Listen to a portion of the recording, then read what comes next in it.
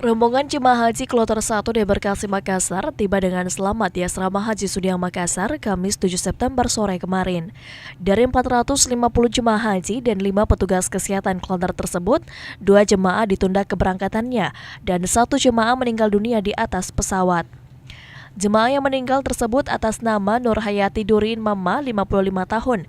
Dari keterangan salah seorang jemaah haji sekaligus tim pemantau haji daerah TPHD Sulsel, Andi Yuda Yunus mengatakan, Nur Hayati diketahui meninggal dunia setelah petugas kesehatan memeriksa almarhum saat terkena sesak nafas di dalam pesawat.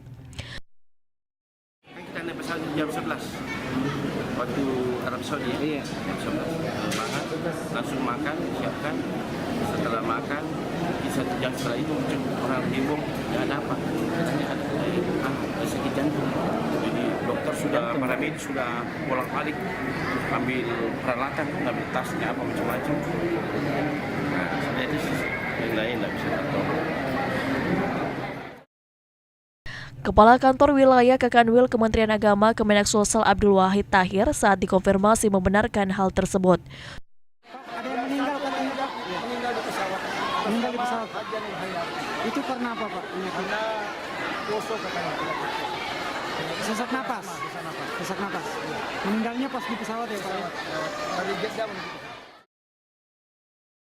Abdul Wahid Tahir menambahkan almarhum yang sebelumnya tiba di Bandara Internasional Sultan Hasanuddin bersama 447 jemaah lainnya telah dibawa ke rumah duka dan 2 jemaah yang ditunda keberangkatannya akan segera diberangkatkan pada kloter selanjutnya. Wawan Setiawan, Fajar TV Fajar Radio melaporkan.